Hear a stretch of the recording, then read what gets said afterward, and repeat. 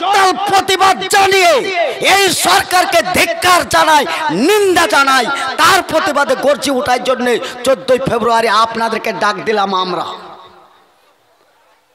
আপনাদেরকে ডেকে ফিল থেকে পালাবো তা নয়। সেই দিন আমাকেও দেখতে পাবেন। আপনাদের সঙ্গে ইনকিলাবে আমিও জড়িত আছি। ভাই সকল, আপনার যদি মসজিদ থাকে আগামীতে জালসা থাকবে, যদি মাদ্রাসা থাকে আপনার আগামীতে দিন থাকবে, কবরস্থান যদি থাকে তাহলে মাটি দেওয়ার ব্যবস্থা হবে। যদি মুখের আওয়াজ বন্ধ করে দেন তাহলে আপনার কবর কোথায় হবে আপনি ভেবে নেন। কবরস্থান সরকারি তত্ত্বাবধানে চলে যাবে। যদি বলেন যে মাটি দেব তাহলে পঞ্চায়েতের কাছে যেতে হবে। যাওয়ার পরে আধার কার্ড, ভোটার কার্ড, খাদ্য সুরক্ষা, আনুষঙ্গিক যতগুলো আছে, প্যান কার্ড সমস্ত সাবমিট করে দেখাতে হবে এটা আমার বাপ মরেছে, এই দেশের নাগরিক, এই যে তার আধার কার্ড, এই যে তার খাদ্য সুরক্ষা, এই যে তার প্যান কার্ড, এই যে ব্যাংকে এত টাকা আছে, এতদিন লেনদেন হয়েছে, এই টোটালটা দেখার পরে কম্পিউটারে ভরে দেখা যাবে এটা কত দিনের। যদি অনুমোদন দিয়ে পাশ করে, হ্যাঁ একে নাগরিক, দেশের নাগরিক, কবরস্থানের এক কোনায় মাটি দাওগা, তাহলে মাটি হবে। আর যদি বলে যে নামের একটু গোলমাল আছে, আগে নামটা ঠিক করে নিয়ে আসো, নাম ঠিক করতে এখানেও হতে পারে, দিল্লিও যেতে পারে। আপনার বাপ তো মরেছে, লাশ এবার কোথায় যাবে বলেন? দিল্লি যদি আপনার এই নামের সংশোধন করতে যেতে হয়, লাশের অবস্থা কি? নবী মুহাম্মদ রাসূলুল্লাহ সাল্লাল্লাহু আলাইহি সাল্লাম তিনি বলেছেন, একটা তাজা মানুষের যে সম্মান, একটা মৃত্যু মানুষের তাই সম্মান। একটা তাজা মানুষকে সালাম দিলে যেমন নেকি পাওয়া যায়, মানুষ মরে গেলে তার মৃত্যু কবরে যে সালাম দাও, আসসালামু আলাইকুম ইয়া হালাল কবর, আপনি কবরে যে সালাম দেন, কবরের মাটিকে সম্মান দেন। কবরের মাটি উৎপাত করেন না, অকারণে কবরের উপরে দাপাদাপি করেন না, নিষেধ করেছেন মুহাম্মদ সাল্লাল্লাহু আলাইহি সাল্লাম। আজকে বহরমপুর কবর কারবালা কবরস্থান, সেই কবরের বুকের ওপর দিয়ে পিচ রোড তৈরি করা হয়েছে, পিচ রোড তৈরি করা হয়েছে, রোলার চলেছে, পালাবেন, রোলার চালানো হয়েছে। এগুলো করেছে, আপনারা চুপ ছিলেন, কথা বলেননি। বলেন তো ওই রোলারটা কার ওপর চালানো হয়েছে? কেউ তো আমার বাপ, কেউ তো আমার খালা, কেউ তো আমার ফুফু, কেউ তো আমার নানি, কেউ তো আমার দাদি, কেউ তো আমার 14 গোষ্ঠী। আর কেউ যদি না হয়, মান ক্বালা লা ইলাহা ইল্লাল্লাহু আখরাহু দাখালাল জান্নাহ, কলেমার ভাই, ওর বুকের উপর দিয়ে আপনি গাড়ি চালাতে দিলেন কেন? রোল চালাতে দিলেন কেন? কালো পিচের রাস্তা বানাতে দিলেন কেন? কেন তার জবাব নেই? কেন মুখ খুলেননি আপনি? কেন আপনার নীরবতা? আপনাকে কিসের ওয়াজ করা হয়েছিল? কিসের ইমানের কথা বলা হয়েছিল? আপনাকে রমজান কেন্দ্রিক বলা হলো, মানসামা রমজান ঈমানান ওয়া ইহতিসাবান গফিরা লাহু মা তাকাদ্দামা মিন জামবিহি। আপনাকে বলা হলো ইমানের কথা, ইমান তাজার কথা, জাজবার কথা, উন্নতির কথা। কই আপনার ইমানের উন্নতি? ফলে এই পর্যন্ত শুধু থাকে নাই, ওই কবরের উপরে তারা ড্রাইভাররা পায়খানা করবে, প্রস্রাব করবে, তার জন্য পায়খানা ঘরের চেম্বার করা হলো, প্রস্রাব ঘর করা হলো। তাহলে যেইখানে কবরে সম্মানিত ছিল মুসলিমরা, মুর্দাকে গোসল করাবার সময় অতিরিক্ত গরম পানি দিয়েন না, মুর্দাকে গোসল করার সময় অত চাপ দিয়ে গোসল করাবেন না। একটা তাজা মানুষের যত সম্মান, মরা মানুষের তাই সম্মান। বলেছেন মুহাম্মদ সাল্লাল্লাহু আলাইহি সাল্লাম, আপনার মরা মানুষের ওপর দিয়ে রুল গড়ে গেল, মরা মানুষের নামে পিচ রোড হলো, মরা মানুষের বাড়িতে আপনার পায়খানা ঘর হলো, মরা মানুষের বাড়িতে প্রস্রাব ঘর হলো, প্রস্রাব দাঁড়িয়ে দাঁড়িয়ে প্রস্রাব ফিরছে, বসে বসে পায়খানা ফিরছে। সেই কবরস্থানে তো আপনার আমারই উত্তরসূরি ছিল, তারা তো মরে গেছে। এখন দায়ী কারা, কাদেরকে করবে বলেন? এর দায়িত্ব পালন কে করবে বলেন? এখন আপনি আর আমি, আপনি আমি যদি দায়িত্বহীন হই তাহলে অবস্থাটা কোন জায়গায়? এটা একটু একটু একটু করে করতে করতে করতে শেষ সীমানায় পৌঁছে যে মুসলমানের গা ঠান্ডা ছিল, কালা বরফ হয়েছিল। এরা কথা বলেনি, কোনোদিন কথা বলেনি। ইমাম সাহেবরা কথা না বলার কারণ তারা ভাতা পায়, আর ভাতা পাওয়ায় তার দিয়ে মুখটাকে সেলাই করা আছে, আগামীতে আরো ভাতা বাড়বে। ওয়াকাফ সম্পত্তিই থাকবে না তো তোমার ভাতা কোথায় থাকবে? ওয়াকাফ থাকবে না, ভাতা কোথায় থাকবে? অতএব ওয়াকাফ রক্ষা করো, তবেই না তোমার ভাতা থাকবে। ওর জন্য ইমাম সাহেবদের কাছে আমার আবেদন, ইমাম সাহেবদের কাছে বিনীত আবেদন নিবেদন, আপনারা কমসে কম মুখ খুলেন। যত পশ্চিম বাংলায় মসজিদ আছে সব ইমামরা নিয়ন্ত্রণ করছেন, আপনারা মুখ খোলেন, সমাজ আপনারা কন্ট্রোল করেন।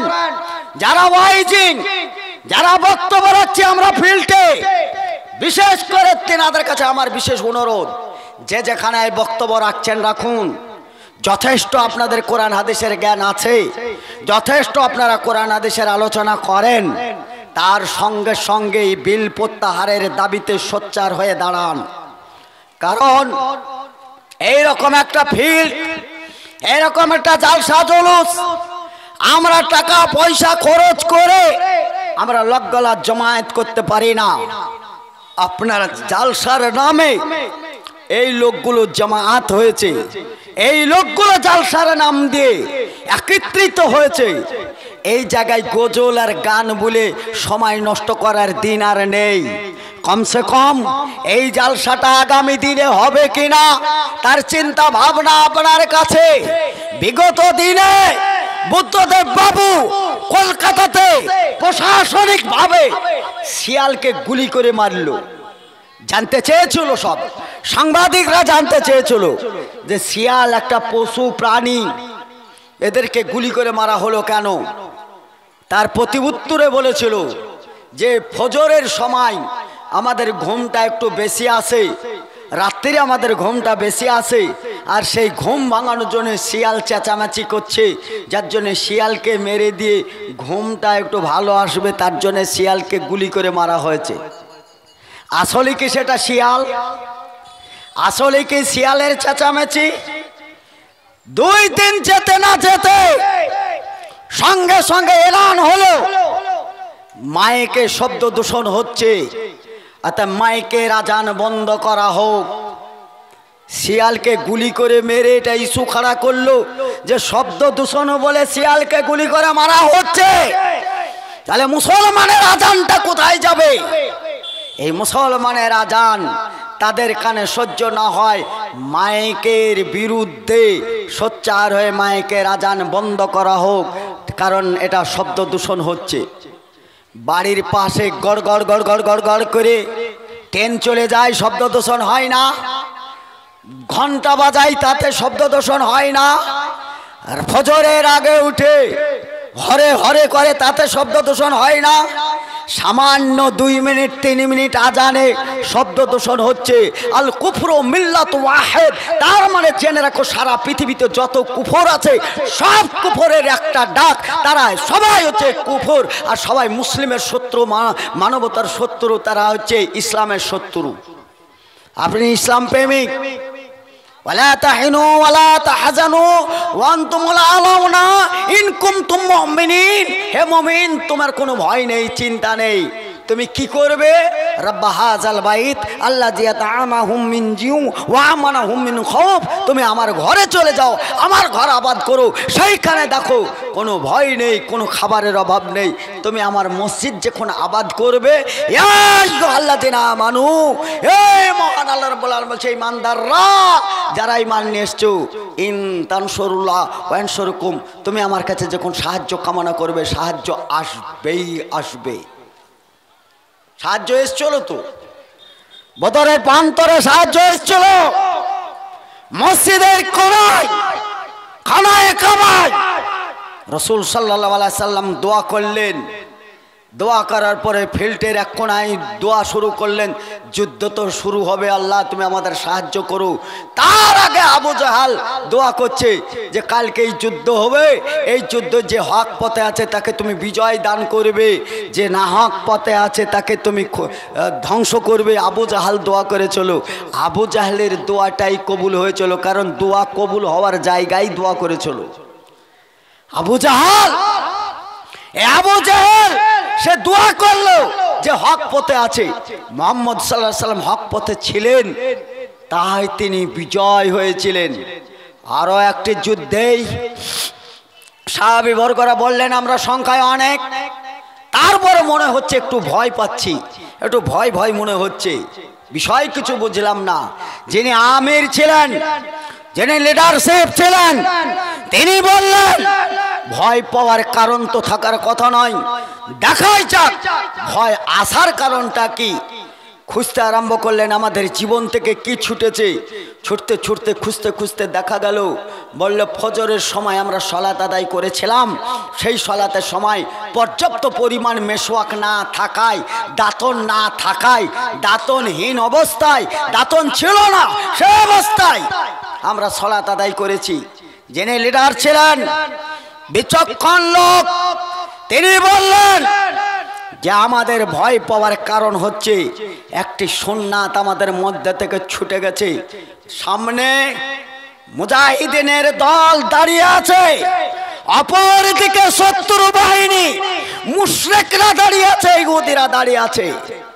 লিডার যিনি আমির ছিলেন উনি বললেন যুদ্ধের জন্য যেই তরবারিটা খোলা আছে, এই তরবারি দেখাচ্ছে ডালটা কাটো। গাছের ডাল কাটা হলো, ছেটে ছেটে ছোট ছোট টুকরো টুকরো করে মুচড়িয়ে ভেঙে বলল প্রত্যেকে আমরা দাতন করে নিই, একটা সুন্নাত আমরা তাজা করি। যুদ্ধটা পরে দেখছি সব সাহাবীরা খাচ খাচ খাচ খাচ করে দাতন করে। যখন দাঁতের ঝিলকানি আর যখন দাঁতের মেশোয়াক্কার করতে আরম্ভ করলো, অপর শত্রু বাহিনীরা বলল সর্বনাশ, এরা খাপে প্যাকেটে তরবারি ভরে এরা দাতন করছে, তার মানে কি খুব কাছাকাছি নাগালে পেলে এরা কি তরবারি দিয়ে আঘাত না করে দাঁত দিয়ে কি ছিঁড়ে খাবে? অতএব এদের সঙ্গে যুদ্ধ করা আমাদের দ্বারাই সম্ভব নয়। মুসলমান দাঁতের ঝিলকানিতে মেশওয়াক করায় হৃৎপিণ্ড কেঁপে গেছে। হাদিস শুনে রাখুন, মান তামাসসাকা বিসুন্নতি ইনদা ফাসাদ উম্মতি ফালা হুয়া জুরুহু। একটা সুন্নাত তাজা করলে মিয়াত শাহিদিন, এই মিয়াতা শাহিদের 100 শহীদের মর্যাদা পাওয়া যায়। অনেক মুহাদ্দিসিন একরাম তেনারা এটাকে উল্লেখ করে বলেছেন, এই মিয়াতা শাহিদিন শব্দটায় হাদিসের মধ্যে একটু কিলোকাল, অর্থাৎ এই হাদিসটা এইটুকু জাল প্রমাণ করেছে, কিন্তু মেশওয়াক করাটাই সুন্নাত। আল্লাহ রসুল এত মেশওয়াক করেছেন, এত মেশওয়াক করেছেন, জীবনে ওর চাইতে বেশি আমল তিনি করেননি। মরার সময়তে তিনি শেষ আমলে যেটা ইঙ্গিত করেছিলেন সেটাও মেশওয়াক। আয়েশা রাদিয়াল্লাহু তাআলা আনহা বলেন, আমি খেজুরের ডালকে ভেঙে চিবিয়ে, আমি আমার দাঁতের পাওয়ার ছিল, আমি অল্প বয়সে ছিলাম, দাঁত দিয়ে চিবিয়ে ওইটাকে নরম করে শেষ সময় আল্লাহ রসুলের হাতে ধরে দিলাম। আল্লাহ রসুল নমুনা হিসাবে পৃথিবীতে যেটা শেষ আমল হিসাবে রেখে দিয়ে গেছিলেন সেইটা হচ্ছে দাতন। দাতন করার ওপরে এত আল্লাহ রসুল গুরুত্ব দিয়েছিলেন। দাতন করলে ইমান তাজা হয়, সেটা আপনারা ইফতারির সময় দাতন করেছেন, মনের দিক দিয়ে কত প্রশান্তি পেয়েছিলেন, কত আরাম পেয়েছিলেন, কত শান্তি পেয়েছিলেন। অতএব দাতন করাটা মুসলমানের ইমানের জাজবা তৈরি করে। কিন্তু মুসলিম ভাই, রাসূল সাল্লাল্লাহু আলাইহি সাল্লাম বলেছেন একটা কলম বরাবর দাতন সব সময়ের জন্য রাখবে, গুঁজে রাখলে কানের ওপর গুঁজে রাখবে, তা কান আর মুখ কাছাকাছি হাতের নাগালে দাতন রাখবে। দাতন করে নামাজ যদি পড়া যায়, বিনা দাতনে পড়লে তার চাইতে 27 গুণ সওয়াব ওই দাতন করনে ওয়ালা পায়। আপনি মাশাআল্লাহ দাতনটা বুঝতে পারেননি, রাসূলের সুন্নাত, কিন্তু ফেরাউনের সুন্নাতটা আপনি বুঝতে পেরেছেন। কানে আপনি ঠিকই রাখেন, তবে দাতন নয়, কানে রাখেন, সেটা হচ্ছে বিড়ি। রাখেন না? আবু বকর সিদ্দিক রাদিয়াল্লাহু তাআলা আনহু ইনি একজন সাহাবী ছিলেন, খুব রাসূলের কাছে নিকটের সাহাবী। তিনি বললেন লা তাদখুলুল জান্নাহ, গুজিয়া বিল হারাম, ততক্ষণ পর্যন্ত ওই ব্যক্তি যাবে না জান্নাতে যার মধ্যে সামান্য পরিমাণ হারাম রয়েছে। একটা বিড়ি খেলে পারে ওই বিড়ির ধোঁয়া ভিতরে গেল মানে কি, লাহুম তাআমুন ইল্লা মিন জারিন লা ইসমিন ওয়ালা ইউগনি মিন জু, ওই ধরনের খাদ্য খাবার, যে খাদ্য খাবারগুলো আল্লাহ রাব্বুল আলামিন মানুষকে বলেছেন যেই খাবার খেয়ে শরীরে বল হয় না, শক্তি হয় না, রক্ত হয় না, তাজা হয় না, বীর্য হয় না, এই খাবারগুলো হচ্ছে জাহান্নামীদের খাবার। আপনাদের বলার উদ্দেশ্য, বলেন বিড়ি খেলে শরীরে রক্ত হয়, বিড়ি খেলে শরীর তাজা হয়, বিড়ি খেলে শরীরে বল হয়, বিড়ি খেলে শরীরে ক্ষমতা বাড়ে, বিড়ি খেলে শরীরে রক্ত হয়, এই খাবারগুলো হচ্ছে জাহান্নামীদের খাবার। বক্তব্য এখন শুনলেন, চায়ের দোকানে কেউ না কেউ ইমানদার হবে, সে বলবে সালাফি এসে বলল বিড়ি খাওয়া এতটা হারাম, বিড়ি খেলে জাহান্নামে যেতে হবে, আর বিড়ি জাহান্নামীদের খাবার। সে কত গর্বিতভাবে বলবে এ মনেও জাহান্নামে যেতে হবে, ও মনেও যেতে হবে, একটা বিড়ি খেয়েই দিই, আগে থেকে অভ্যাস করি। আপনার দ্বারা এই মসজিদ রক্ষা হবে, কারণ আপনি মসজিদ প্রেমিক না, আপনি মাদ্রাসা প্রেমিক না, আপনি মসজিদ ভালোবাসেন না, আপনি মাদ্রাসা ভালোবাসেন না, আপনি কবরস্থান ভালোবাসেন না, আপনি মুসলিমদের ওয়াকফ সম্পত্তির ওপর আপনার কোনো ধারণা নেই, যার জন্যে আপনি কাল কিয়ামতের মাঠে কি জবাব দেবেন?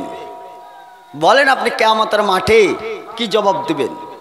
আপনাকে তো একটা প্রতিনিধি তৈরি করা হয়েছে, আপনাকে তো একটা দায়িত্বশীল বানানো হয়েছে, আপনার সঙ্গে কতজন এসছিল আপনার জানা আছে? ফালয়ানজুরিল ইনসানু মিম্মা খুলিকা মিন মাইন দাফিক ইয়াখরুজু মিন বাইনিস সুলবি ওয়াত তারাইব। কোরআন এটা, যেই কোরআনে চ্যালেঞ্জ করেছে যালিকাল কিতাবু লা রাইবা ফি হুদাল লিল মুত্তাকিন, তবে এখানে হুদাল লিল মুত্তাকিন শব্দ আসা মানে এই কোরআন সবাই গ্রহণ করবে না, সবাই গ্রহণ করতে পারবে না, সবাই কোরআনের উপর মহব্বত করতে পারবে না, তারাই পারবে।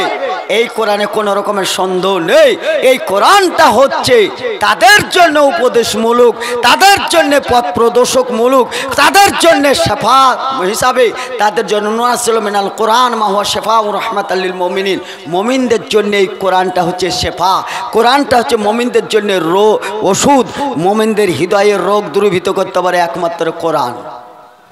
কোরআনের উপর যদি আজকে মহব্বত থাকতো, তাহলে কোরআনই তো বলেছে আপনার সম্পদ আপনাকে রক্ষা করতে হবে, সম্পদকে দ্বিচারিতা করা যাবে না, সম্পদ নিয়ে বেঈমানি করা যাবে না, কোরআনেতে স্পষ্ট দলিল দিয়েছে। ভাই সকল, আমি আর বক্তব্য দীর্ঘায়িত করতে চাইছি না, কারণ এটা আমার প্রতিদিনের মামলা, আর তাছাড়া আমাদের বক্তব্যের একটা সীমারেখা থাকে। আমি ভাই এতটুকুই জানতাম, আমি এতটুকুই বলবো, আমার এর বেশি জানা নেই। আমি বেকার সময় নষ্ট করতে নারাজ, আমি সময় নষ্ট করতে পারছি না, কারণ এর পরে আমি আর কি বলবো বলুন? আমি যা বলার তা তো বললাম, এরপর আর কি বাকি আছে সেইটা বলেন। ফালয়ানজুরিল ইনসানু মিম্মা খুলিকা মিন মাইন দাফিক ইয়াখরুজু মিন বাইনিস সুলবি ওয়াত তারাইব। আপনার জন্মের আগে, আপনাকে জন্মের পরে আপনাকে ধারণা রাখতে হবে যে আমি ছিলাম কোথায়, এসেছি কোথায়, আবারও যেতে হবে কোথায়। তাহলে আমি যেখানে এসেছি একসঙ্গে আমার মা আর আমার বাপ দুইজনের সংস্পর্শে মিলিতভাবে তাদের মিলন ঘটেছিল।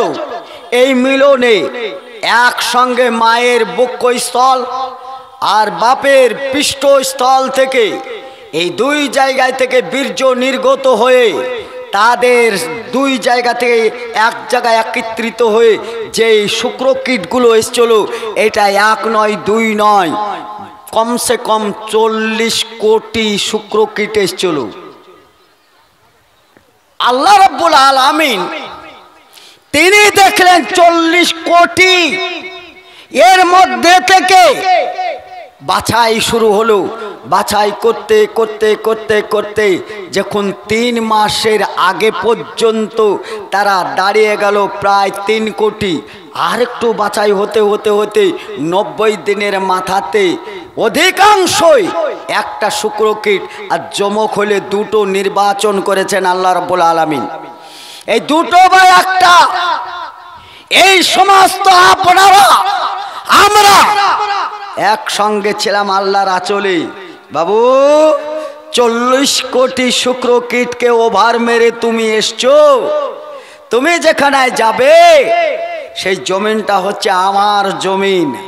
আমার জমিন কি তোমরা আবাদ করবে? আমাকে কি ডাকবে? আমার কি হালাল তালিকায় তোমরা জ্ঞান গরিমা খাটাবে?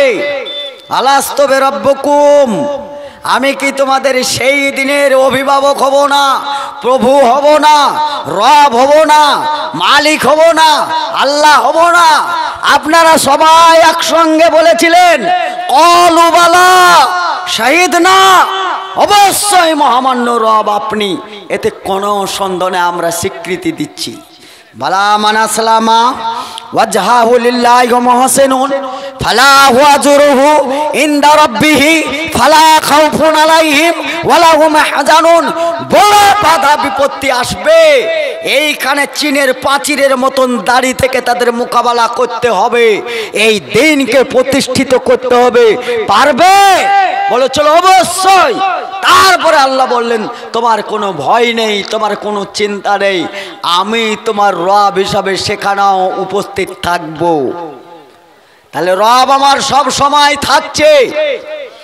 এক শ্রেণীর মানুষ তারা কিন্তু এই দিন ভালোবাসে না, এই রাজ ভালোবাসে না, কোরআন ভালোবাসে না, মুসলিম সম্প্রদায়কে ভালোবাসে না।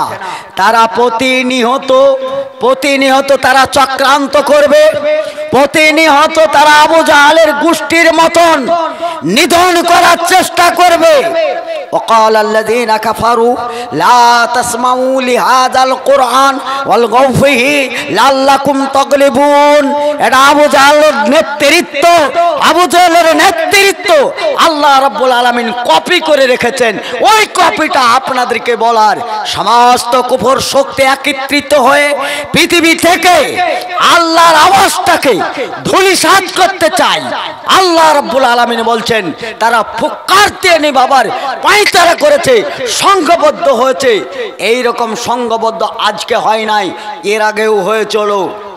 আলাম তারা কাইফা ফাআলা রাব্বুকা বিআসহাবিল ফিল আলাম ইয়াজআল কাইদাহুম ফি তাদলিলিন ওয়া আরসালা আলাইহিম তায়রান আবাবিল। তোমরা দেখো নাই সেই দিনকার হস্তি বাহিনী যারা কাবা ভাঙতে এসেছিল, তাদেরকে আমি নাস্তে নাবুদ করেছিলাম, তাদেরকে ধ্বংস করেছিলাম। তারা হাতি নিয়ে এসেছিল, আমি আবাবিল পাখি দিয়ে তাদেরকে জব্দ করেছিলাম। আজকে সারা পৃথিবীতে আর একটি জাতি ও দেশ নিশ্চিন্ত হয়ে পৃথিবী থেকে উড়ে গেল, সেটা হচ্ছে গাজা, অর্থাৎ মুসলিম ফিলিস্তিন। ইসরায়েল শুধু 3% ইসরায়েল। ইহুদি যারা ছিলই না, তারা কোথায় কিভাবে ছিল জানা নেই।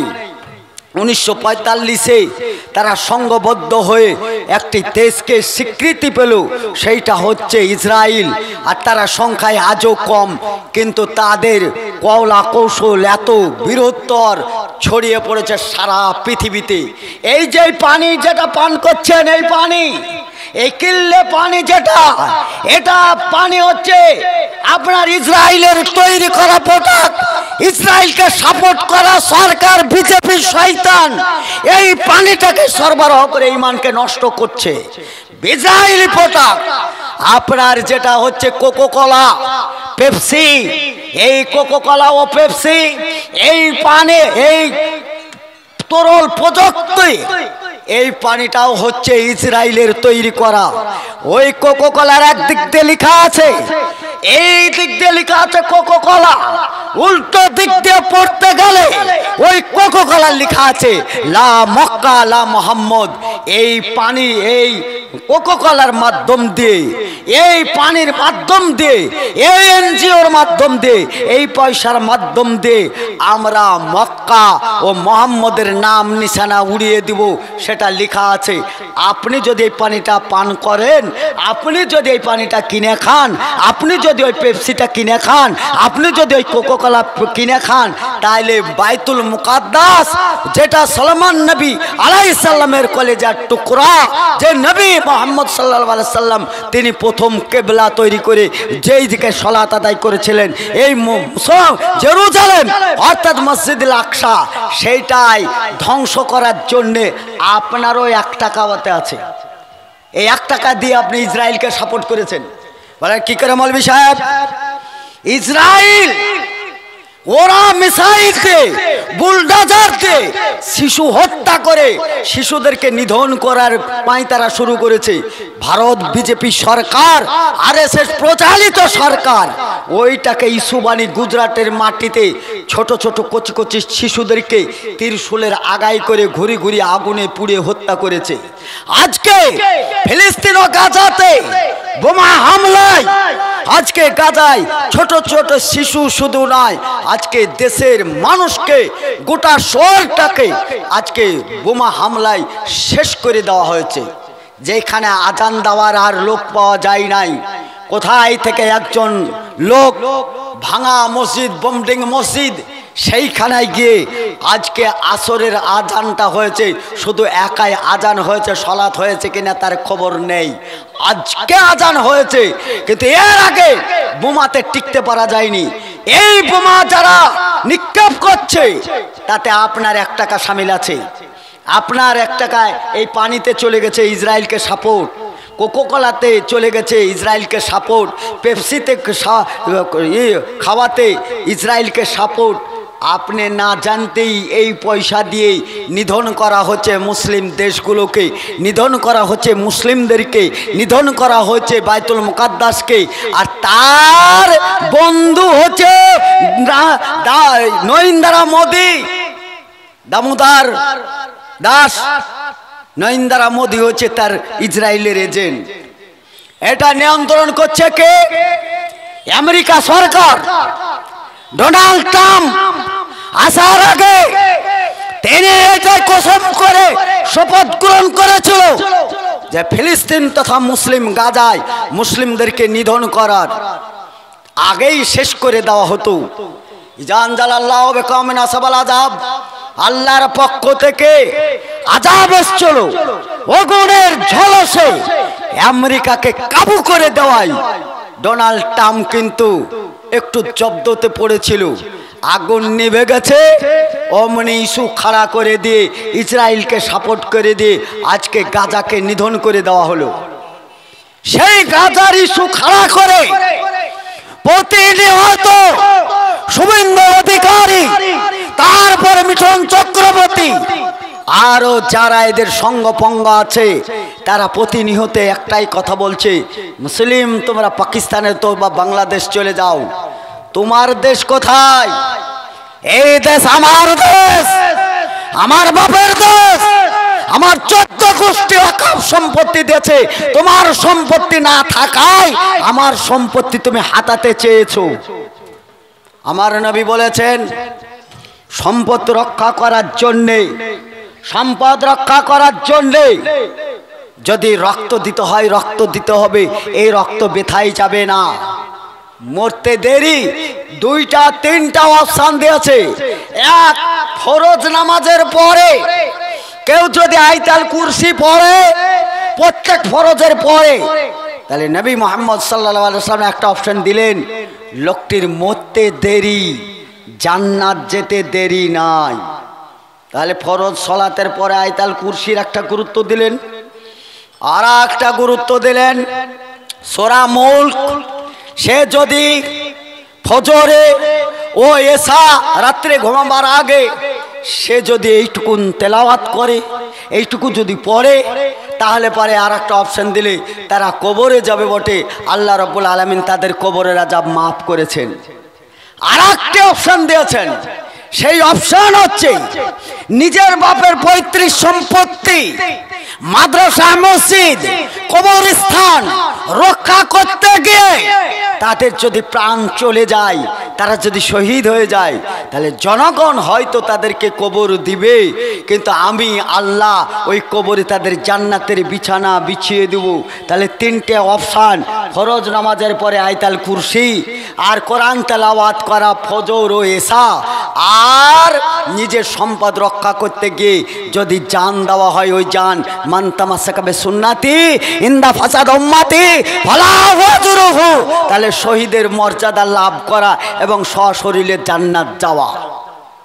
সময় এসেছে, সময় এসেছে, জেনে রাখেন, তোমরা যতই পাই তারা করো আর যাই করো, এই ওয়াকফ সম্পত্তির বিল পাশ করায় দ্রৌপদী মুর্মু রাষ্ট্রপতি, সাঁওতাল, আদিবাসী, আমরা তো একটু হলেও তো আমাদের কিছু না কিছু আন্দোলন আছে। রাষ্ট্রপতিকে রাম মন্দির উদ্বোধন করা হয়েছে, রাষ্ট্রপতিকে পাত্তা দেওয়া হয়নি, নিমন্ত্রণ করা হয়নি, আমন্ত্রণ করা হয়নি। জানে এরা যে পুতুলটাকে বসিয়ে রাখবো, পুতুল যেমন নাচাই তেমন নাচে, পুতুলের কি দোষ? এই পুতুলকে পার্সোনাল ল বোর্ড থেকে আবেদন জানাতে যাবে, আবেদন করবে, এই সুযোগটা পায়নি, তার আগে রাষ্ট্রপতি সই করেছে। আবেদন পার্সোনাল ল বোর্ডের আবেদন খারিজ করেছে।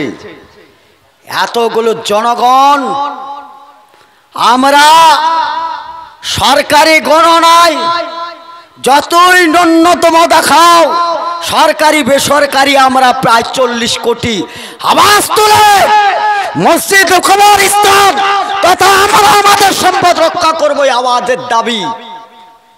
যেখানে যে আছেন তার আওয়াজ তোলেন।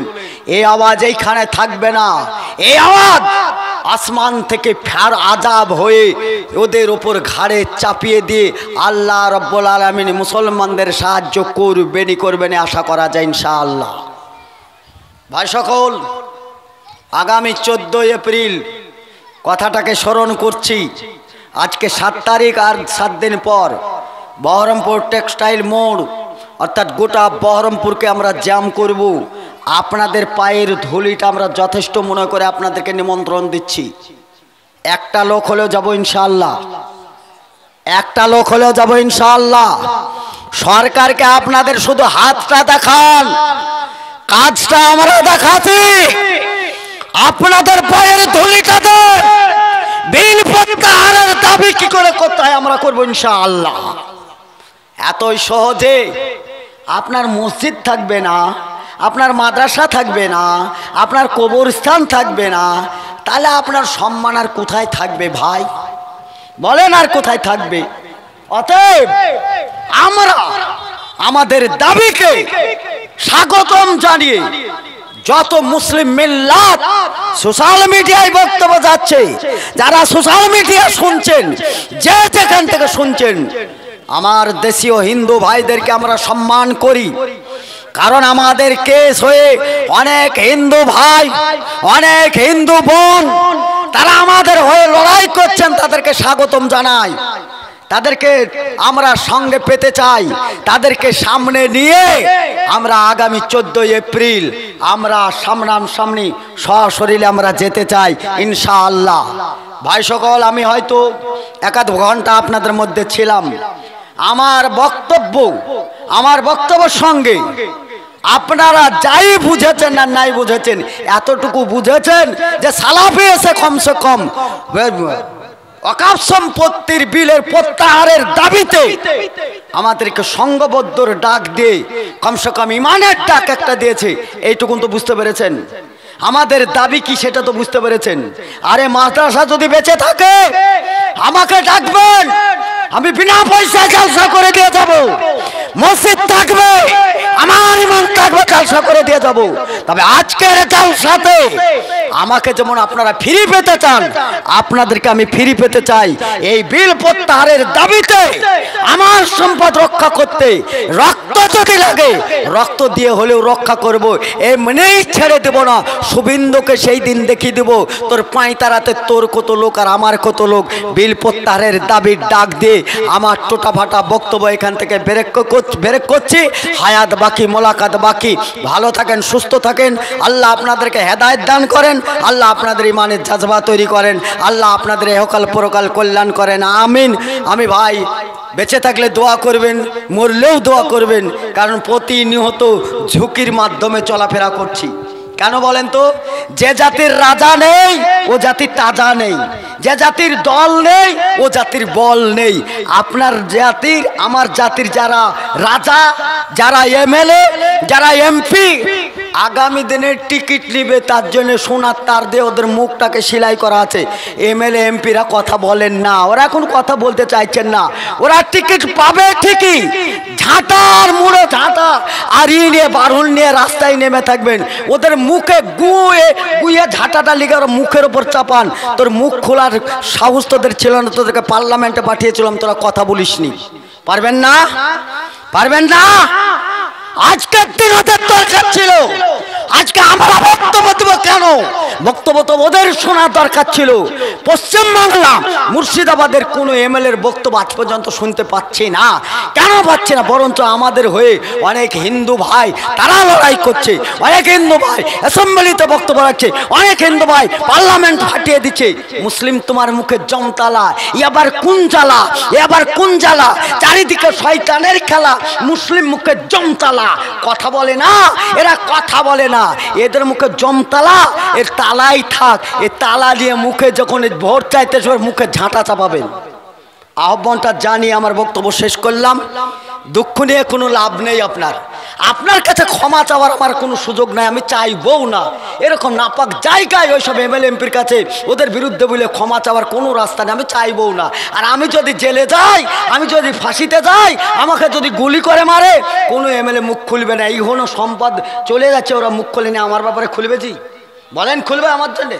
আমার জন্য খুলবে না। অতএব ও যখন আমার জন্য খুলবে না, ওর উপর ভরসা করে আমার লাভ নেই। আমি ভরসা করি সেই আল্লাহর ওপর। ওয়ালা তাসাউনা ইল্লা ইয়াসাল্লাহু রাব্বিল আলামিন। যে মানুষ চাইলে হবে না, যে আল্লাহ চাইলে হবে। আল্লাহ যদি আমাকে পৃথিবীতে রাখে, পৃথিবীর কেউ মারতে পারবে না। আল্লাহ যদি আমার উপর ওইটা বরাদ্দ করে রাখে, কেউ রুখতে পারবে না। ওমা আলাইনা ইল্লাল বালাগ। আসসালামু আলাইকুম ওয়া রাহমাতুল্লাহ। এক ভাই, ছোট্ট ভাই 500 টাকা দান করেছে। আল্লাহ এই দানকে কবুল করে।